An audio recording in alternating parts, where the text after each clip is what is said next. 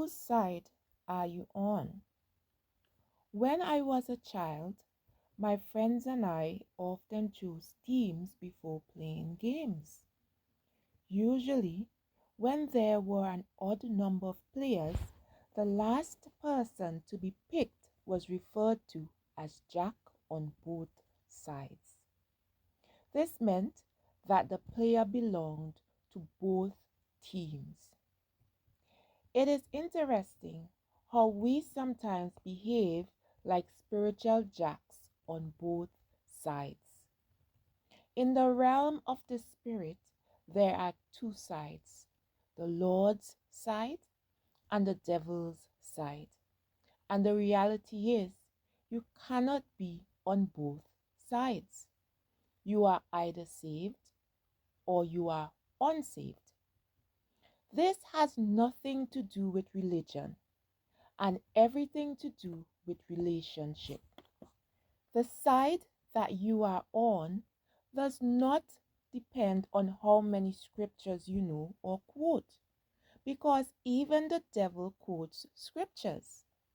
It has nothing to do with how much good you do or whether you tithe or not. It is not complicated, and if you are honest with yourself, you know which side you are on. Romans chapter 8 and verse 6 says, "The Spirit Himself testifies with our spirit that we are God's children." Most people do not want to hear that they are on the devil's side. But the truth is, if you have not accepted Jesus as your Lord and Savior and is not living for Him, that is where you are.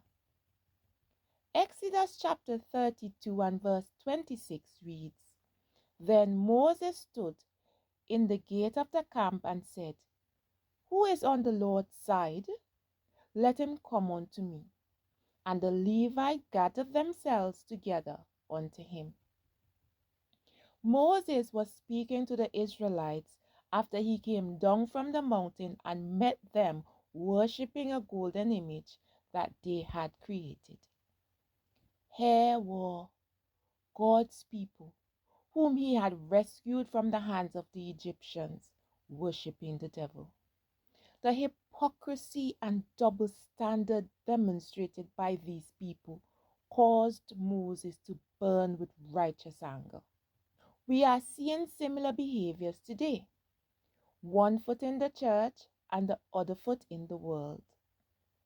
You see one person on a Sunday and another person on a Monday.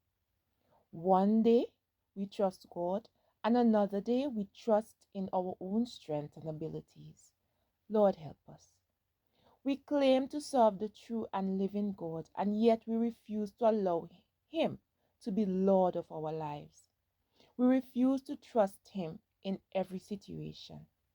My friends, if God be God, then serve Him. Whose side are you on? In these last days, you cannot sit on the fence. You cannot be Jack on both sides. Let us examine our lives and choose today whom we will serve. Today is the day of salvation. Now is the acceptable time. Choose Jesus. God bless you.